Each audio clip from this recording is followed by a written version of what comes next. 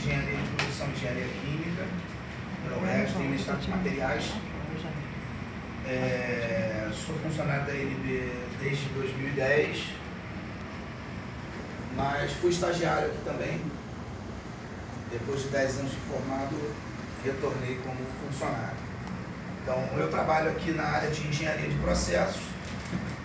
Vocês são alunos do segundo ano, segundo grau? Nono ano. E agora mudou tudo. Na época ensino fundamental ainda. Final do ensino fundamental. Tá. Antiga oitava série. Tá. Eu dei aula para a oitava série, que estava na faculdade. No Antônio Ramos Freire, no colégio do estado. Mas enfim, então, eu sou engenheiro de produção. Aqui eu trabalho como engenheiro de produção, tenho as minhas atividades na engenharia química também, que hoje eu já não exerço mais, em função do meu mestrado em materiais. Eu fui bem deslocado para a área de cerâmicas, capacidade de urânio, que é a metalurgia do pó. A gente vai falar um pouquinho da empresa, um pouquinho da missão da empresa, é uma apresentação institucional. Qualquer dúvida que vocês tenham sobre qualquer slide, qualquer assunto, levanta a mão, a gente para e esclarece. Tá legal? A gente vai falar sobre o ciclo do combustível, desde a mineração, a missão da empresa, mas depois a gente vai falar sobre desde a mineração até a entrega do produto final da INB, que é a entrega dos elementos e a geração de energia nas usinas de Angra. A missão da INB é fornecer produtos e serviços associados ao ciclo do combustível nuclear, destinado à geração de energia elétrica com segurança, qualidade e sustentabilidade. A gente tem um sistema integrado de gestão, qualidade e meio ambiente, em que a alta direção da INB assume o compromisso de manter implementado o sistema integrado de gestão aplicado ao escopo de fabricação e comercialização de óxido de urânio, de elementos combustíveis, de componentes e itens e serviços correlatos ao reator e do elemento combustível nuclear para as centrais nucleoelétricas que apoiam o direcionamento estratégico da utilização.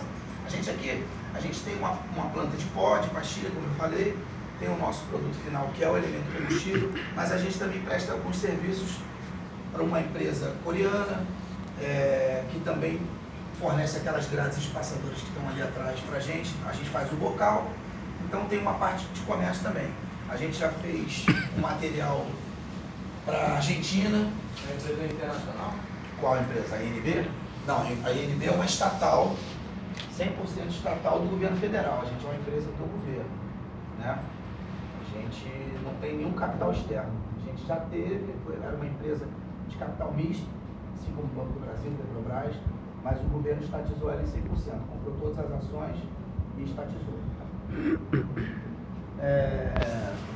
Na política de segurança também a gente considera as condições de trabalho seguro e saudável para a prevenção de acidentes, lesões e doenças ocupacionais, fortalecimento da cultura de segurança, melhoria do desempenho e eficácia dos processos na busca de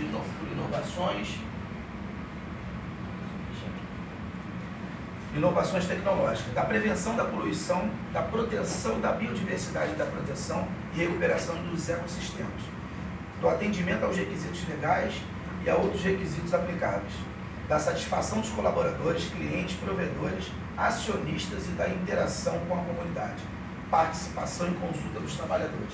Então, depois que eu fui trabalhar numa empresa de distribuição de energia elétrica. Trabalhei na Sérgio, que virou AMPA, que hoje é Enel. Trabalhei na Light também, que inclusive tem até uma represa lá na cidade de vocês. Eu já pude visitar. A escola é no condomínio da Light, legal. Onde tem represa. Eu trabalhei quase 3 anos na Light lá no Rio. Então, as distribuidoras de energia elétrica, elas têm uma cultura de segurança muito forte. Principalmente porque a eletricidade você não tem como ver. Então, você precisa se precaver muito com os itens de segurança. Um momento, uma descarga daquela é fatal, pode ser fatal.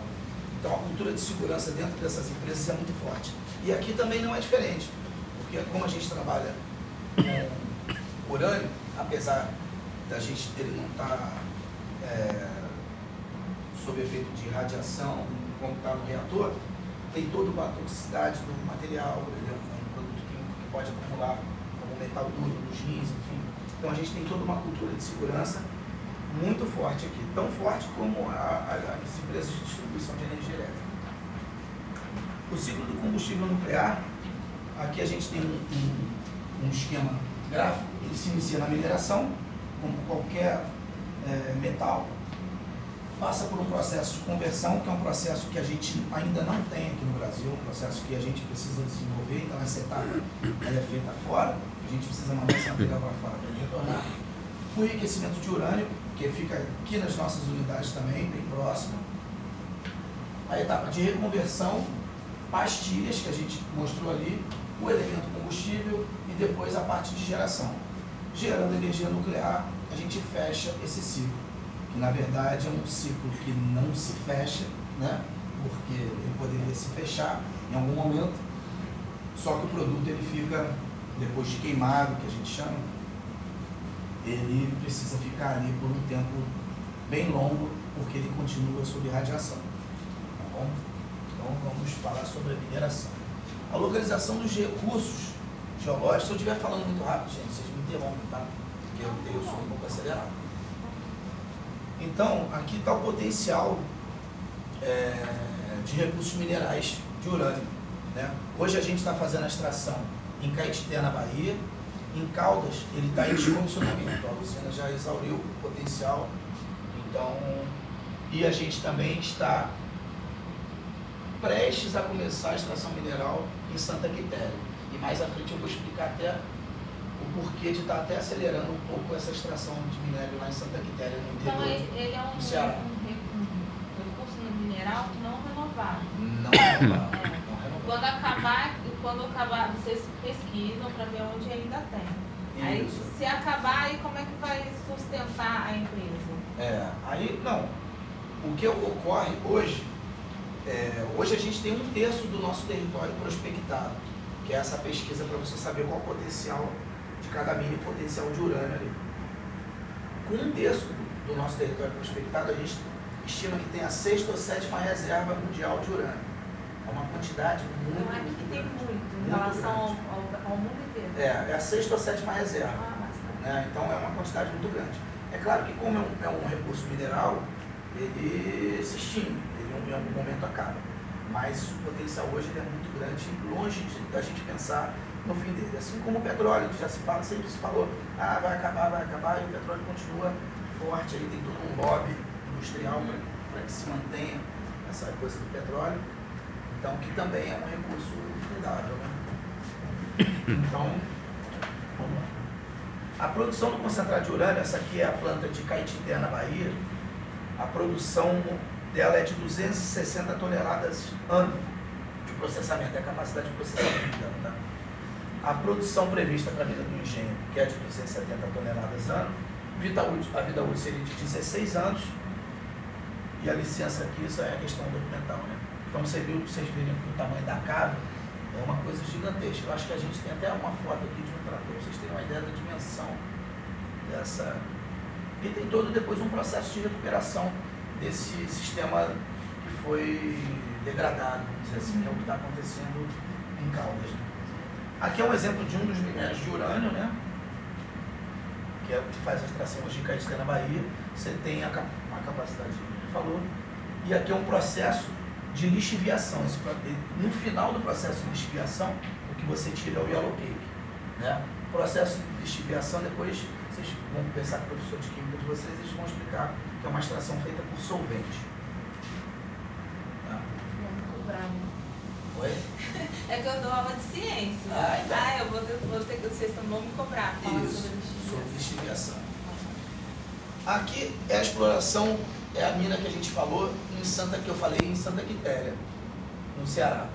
Por que essa mina é importante para a gente? Além da capacidade que a gente tem de urânio lá, a gente tem também os óxidos de fósforo. Por que é importante esse óxido de fósforo? A gente teve no início dessa guerra da Rússia com a Ucrânia um problema para a nossa agricultura, para a nossa zona rural, que é dos fertilizantes. Né? E o fosfato é um fertilizante químico para a gente. Então é importante essa extração. Essa extração aqui vai ser feita em conjunto com uma outra empresa, que não foge o nome agora, que eles vão fazer essa extração e a gente vai separar para tirar o urânio para a gente e eles vão levar o fosfato para eles, para transformação em adubo, em fertilizante. Tá bom? Então, ó, estima-se que sejam 110 milhões de toneladas de fosfato e 80 milhões de toneladas de urânio, tá? Isso aqui Esse fosfato, ele vinha da Rússia? Dentre outros fertilizantes. Na verdade, não vem só o fosfato, ele vem um pacote com 3 elementos ali. Mas então isso era resultado da atividade que eles fazem lá, mas lá eles fazem a extração para o fertilizante. Eles extraem lá o nitrogênio, aí deve ter também o fósforo, todos os componentes para compor esse fertilizante, e um deles é o fósforo, o fosfato. Então, como a gente precisa importar isso, já é uma possibilidade da gente melhorar o desenvolvimento desse fertilizante para a gente. Reduzir essa dependência que a gente tem. A gente vamos dizer assim, o maior supermercado do planeta, então a gente precisa estar fertilizando essa terra para se manter com a produtividade que a gente tem atual, né? Então, estima-se que a tonelada, que a produção para Santa Quitéria, se tivesse iniciado esse ano, se fosse iniciar, seria de 1.600 toneladas ano de urânio. Lembra que a gente viu lá que era de 260 na outra mina, né? Aqui 1.600 toneladas ano. E para fertilizante, 750 mil toneladas ano. Então, é uma quantidade muito grande para fertilizante. Então, a gente pôde fazer essa parceria com essa empresa para fazer a extração. Isso vai reduzir o custo para a gente e para eles vai ser interessante, porque é uma joint venture, a gente divide os custos. Para fertilizantes fosfatados, a produção de 500 toneladas anos de granulados de alto teor de fósforo, de fosfato. Bicálcico, que também pode ser utilizado. 250 mil toneladas anos de fonte inorgânica para o fornecimento de fósforo e cálcio para a nutrição animal, no caso para a ração. E o urânio, 1.600 toneladas ano. Então é uma mina muito importante para a gente. Aqui a gente já está falando da nossa planta aqui de enriquecimento, que é a próxima etapa. Depois que esse material lá das minas ele é tratado, ele chega aí a Yellow Cake, o 3 ou 8, ele é mandado para fora, eles devolvem para a gente o material já enriquecido. Como é que eu vou explicar para vocês o enriquecimento de forma bem simples? Vamos dizer que a gente tem uma mistura dentro do mesmo pote de açúcar e farinha, né? Dois estão ali misturados, totalmente misturados. Você precisa de 50-50. Vamos dizer que você tem 500 gramas de açúcar e 500 de farinha. E você quer aumentar a quantidade de açúcar nessa sua mistura. Você precisa montar uma estratégia para retirar um deles e aumentar o percentual deles naquela massa total. Deu para entender assim, mais ou menos?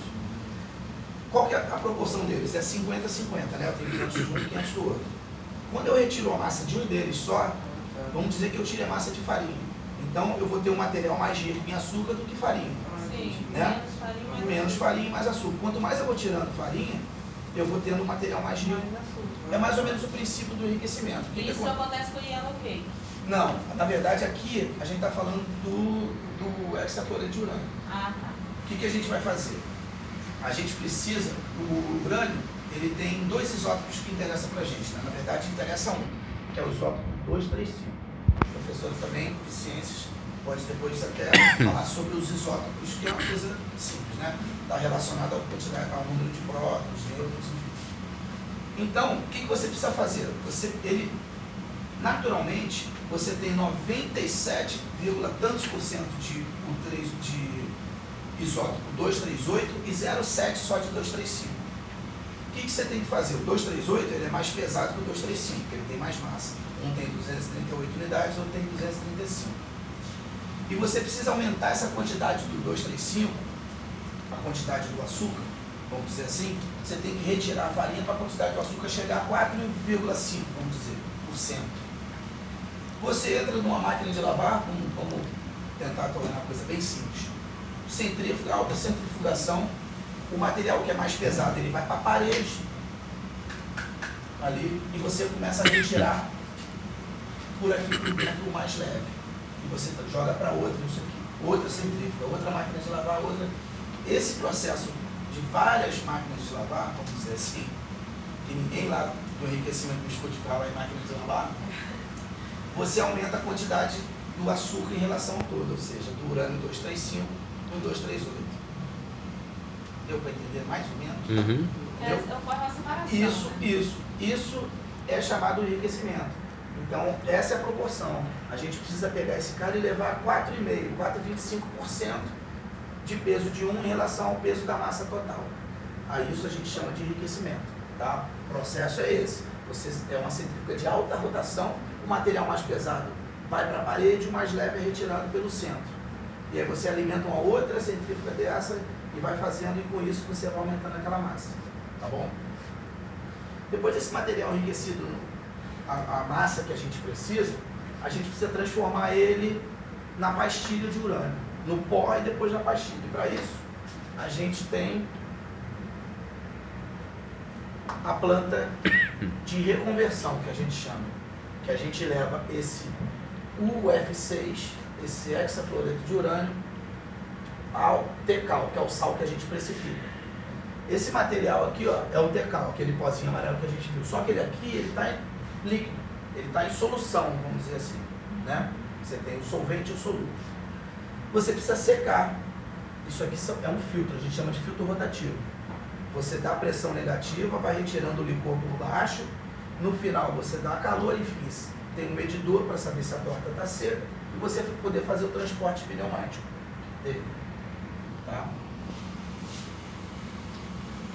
No final, você tem as pastilhas no final dessa planta toda, né? Como a gente falou, tricarbono sal, o sal é reduzido ao OA2, esse OA2 é estabilizado, misturado, conformado, sintetizado e no final a gente tem a pastilha. Aqui são É um processo muito grande, né? É um processo grande, e é um processo que tem muitas variáveis de controle. Porque vamos imaginar a cerâmica de urânio, por exemplo, vamos imaginar, o processo é semelhante a fazer um tijolo, a fazer uma caneca. A única diferença é que a cerâmica de urânio é uma cerâmica especial. Porque o tijolo você vai ter que pegar ele lá, fazer a mistura da argila, enfim, da lama ali, para o que você vai precisar, pressionar ele numa forma e botar no forno. No final você vai tirar o tijolo, você vai tirar a caneca. Só que até aí tudo bem, você não está se importando se ele tem bolha dentro, se ele tem alguma impureza, porque a finalidade dele já para a gente não. As nossas variáveis de controle elas são muito apertadas. Então, por mais que a gente, os nossos limites de processo, por exemplo, eles são muito apertados, né? Então isso faz uma cerâmica ser uma cerâmica especial, que é a nossa pastilha. Aqui, catalisador de carro, vocês usam para fazer alguma coisa assim? Não.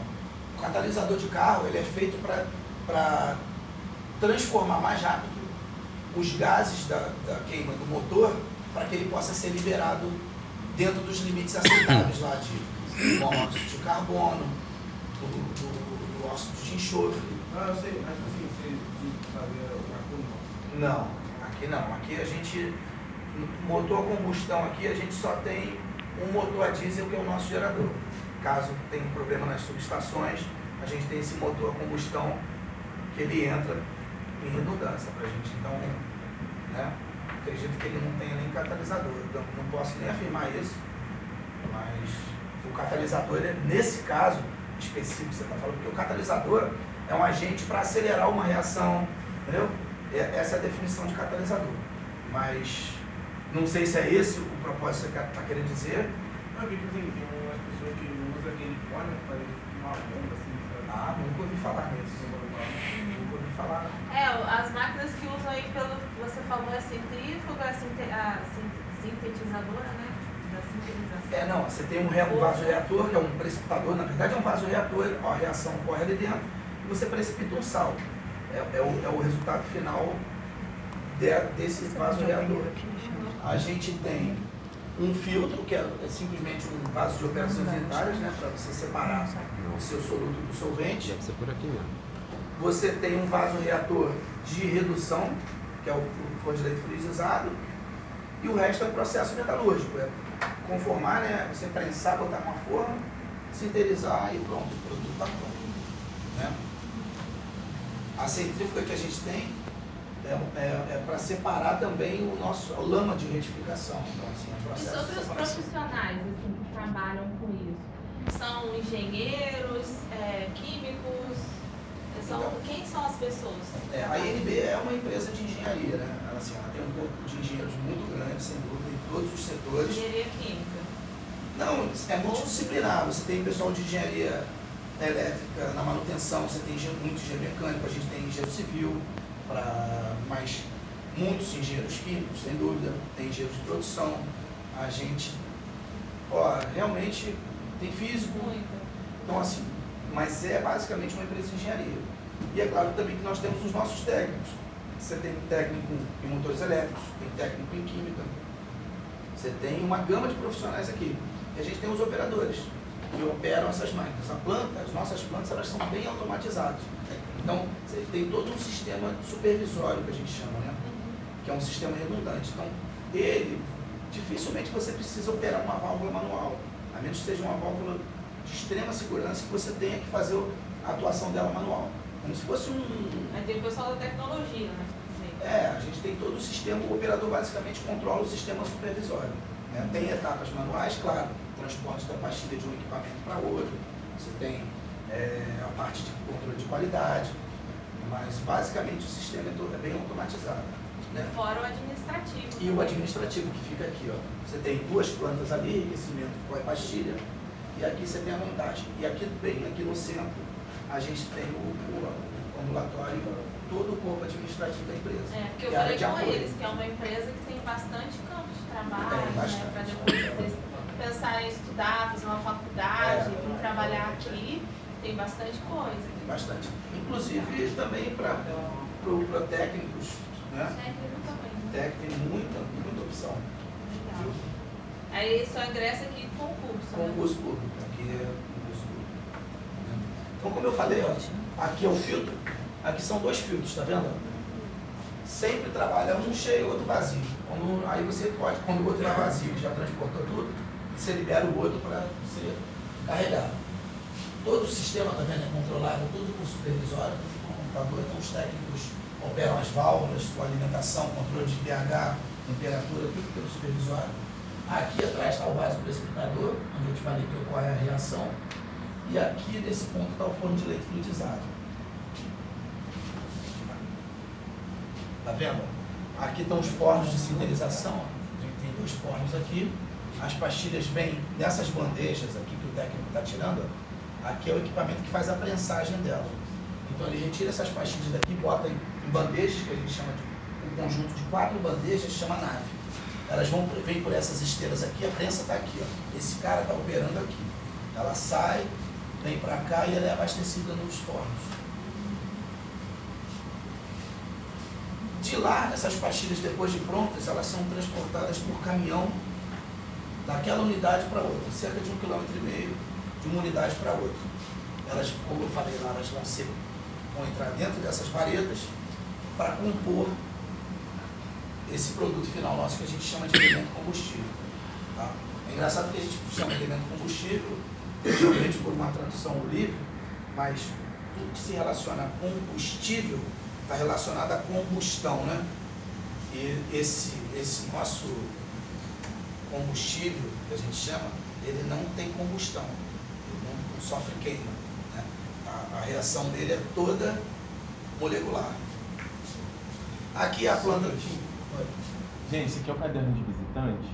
Eu vou passar a começar pela professora, só para vocês ensinarem pra gente, tá bom? Beleza, obrigado. Então essa aqui é uma visão aérea da nossa planta, do nosso site de montagem desse elemento aqui. Né?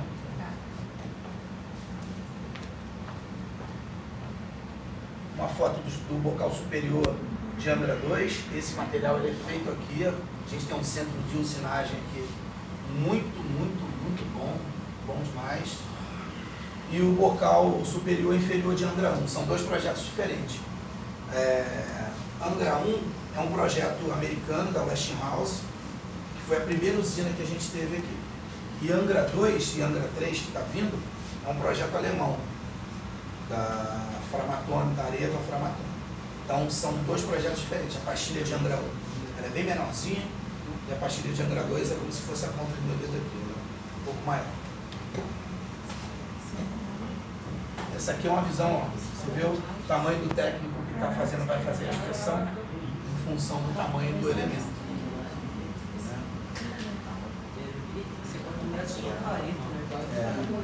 Bem. Dúvida, gente? Até agora? Sim.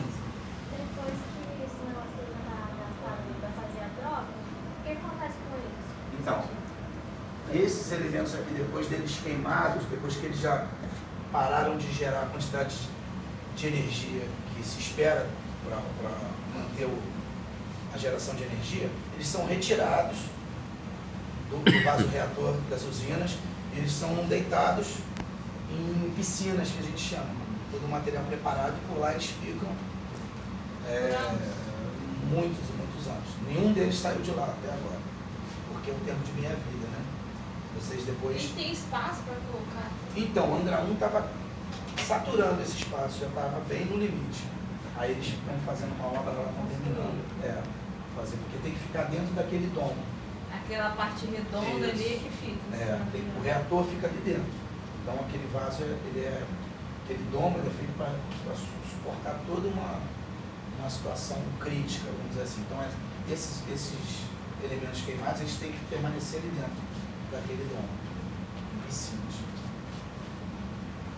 Bom, depois do elemento pronto, eles vão via transporte rodoviário em carretas a 50 km por hora até Angra dos Reis, nas usinas.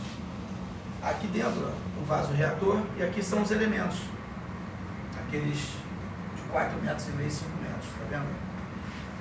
Cada recarga de Angra 1, a gente faz 40 elementos desse aqui, ou seja, a gente troca 1/3 dos elementos que estão dentro do reator.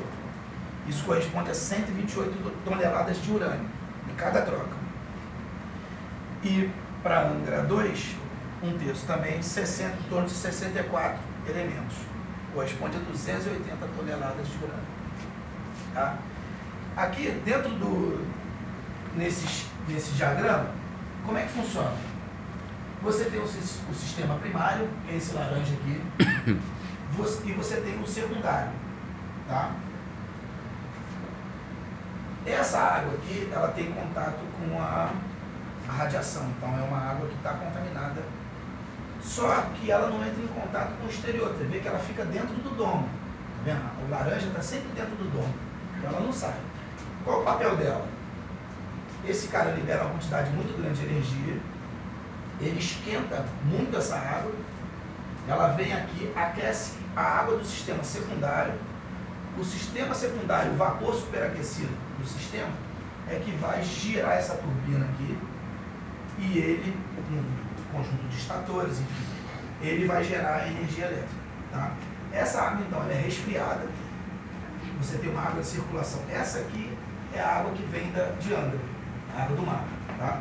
Ela vem aqui, ela é bombeada, ela passa aqui, ela resfria. Quando ela resfria, você tem um vaso condensador, ela condensa, resfriada, e retorna para ser novamente vaporizada. Vapor superaquecido. Então, são dois sistemas fechados. Entendeu?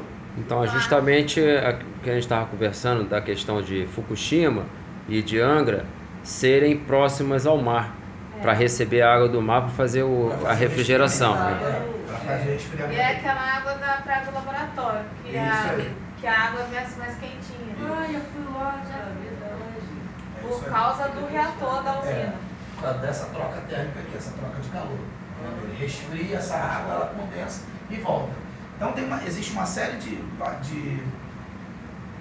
instrumentos de controle para que, se tiver qualquer tipo de contaminação nessa água do secundário, o sistema já é parado, as barras de controle, que a gente chama, para acender os elétrons. Elas já descem no reator aqui para frear a reação e todo o sistema é bloqueado. Então tem todo um sistema de controle para a segurança de todo o site ali da cidade, enfim, bem rígido. Né? Então essa primeira água, a laranja, ela aquece a segunda água. Exatamente. quer dizer... Essa água é água contaminada. Água Sim, sim, é a que está em contato com o elemento diretamente. A segunda, que é rosa ali, né, é a que vai ser esquentada pela primeira. Isso. Então, quer dizer, que temperatura chega em média essa primeira aí? Porque ela é pressurizada. Pressurizada. Ela tem que ser pressurizada, né? Porque senão você não consegue aumentar muito a temperatura dela. Então, ela é pressurizada e aí a temperatura é muito alta. Eu não tenho que possa ter. Tô entendendo. E ela vaporiza essa aqui. É tão alta que vai vaporizar a segunda. Chega a calefar. É um vapor superaquecido, a temperatura é um vapor bem aquecido, capaz de gerar essas turbinas aqui, esse vapor, e aí ela resfria, condensa, é bombeada para cá novamente e o sistema é fechado. E esse aqui também é um sistema fechado. Tem uma bomba aqui, uma bomba ali. Então o sistema, né, essa aqui funciona como resfriamento somente, que é a Entendi. Água do mar. Do mar. A água laranja é contaminada e a água rosa é normal. Normal também. É normal até Mas ela é fechada. Você tem sensores aqui também para detectar qualquer tipo de radiação. Então, qualquer tipo de contaminação, ela também é detectada. Porque se alguma coisa for detectada na água do secundário, é porque houve algum vazamento dessa água laranja aqui. Então, o sistema é automaticamente bloqueado.